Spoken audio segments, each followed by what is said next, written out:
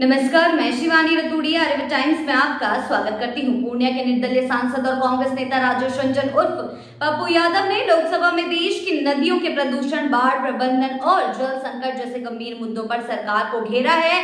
उन्होंने नल जल योजना की खामियों को उजागर करते हुए कहा है कि इस योजना के तहत पूर्णिया, कोसी और मधेपुरा के 90% गरीब घरों तक पानी नहीं पहुंचा है। साथ ही साथ उन्होंने सरकार से मांग की है कि इस योजना की संयुक्त संसदीय समिति जेपीसी के माध्यम से जांच कराई जाए और ठेकेदारों द्वारा किए गए कार्यों की भी विस्तृत इंक्वायरी हो। जी हां, सांसद पप्पू यादव ने लोकसभा में महानंदा बेसिन परियोजना और कोसी मेची लिंक परियोजना की खामियों को उजागर किया है। आपको बताते चले, उन्होंने कहा है कि महानंदा बेसिन परियोजना गलत तरीके से लागू की गई है और साथ ही साथ यदि इसमें बड़ा बांध बना महिनहारी, बारसोई, बायसी, अमौर और रोटा के 10 लाख किसान पूरी तरह बर्बाद हो जाएंगे।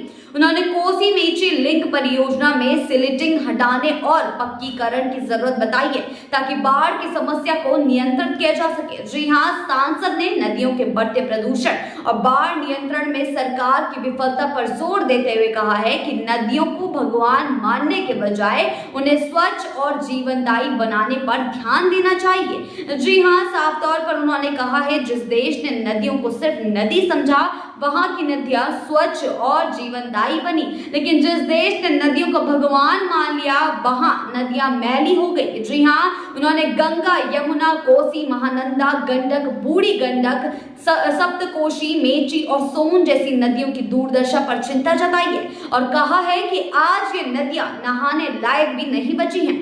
पप्पू यादव ने कहा कि भारत में 90% बीमारियां दूषित पानी के कारण होती हैं। उन्होंने आर्सेनिक और आयरन से प्रदूषित पानी को भी लोगों के लिए जानलेवा करार दिया है। जी हां, उन्होंने कटाक्ष करते हुए कहा, हम 500 साल पुरानी कब्र खोद सकते हैं लेकिन स्वच्छ पानी और सफाई के लिए काम नहीं कर सकते।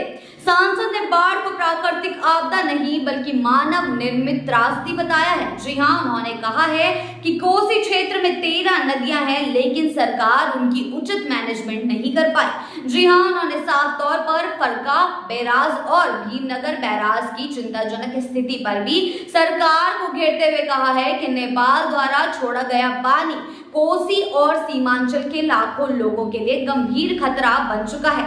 सांसद ने 80% नदियों और नहरों के अब तक के पक्कीकरण न होने पर भी सरकार की जवाबदेही तय करने की मांग की है। उन्होंने कहा है कि यदि जल प्रबंधन सही तरीके से किया जाए तो बिहार और सीमांचल को हर साल बाढ़ से होने वाली तबाही से बचाया जा सकता है। जी हां, साफ तौर पर लोकसभा में अपनी जोरदार दलीलों के जरिए सांसद पप्पू यादव ने सरकार से तत्काल कदम उठाने की मांग की है। उन्होंने कहा है कि यदि इन मुद्दों पर जल्द ध्यान नहीं दिया गया तो देश को जल संकट, प्रदूषण और बाढ़ से होने वाली आपदाओं के गंभीर परिणाम भुगतने होंगे। जी हां, पप्पू यादव के इस मुद्दे को उठाने के बाद बिहार और सीमांचल के लोग सरकार की प्रतिक्रिया का इंतजार कर रहे हैं। अब देखना होगा कि क्या सरकार नदियों को प्रदूषण मुक्त करने, जल संकट से निपटने और बाढ़ प्रबंधन में सुधार के लिए ठोस कदम उठाती है या नहीं। आगे की अपडेट्स के लिए जुड़े रहिए आर्य टाइम्स के साथ ही चैनल को सब्सक्राइब करना ना भूलें और हमारी फेसबुक और वेबसाइट के साथ भी जरूर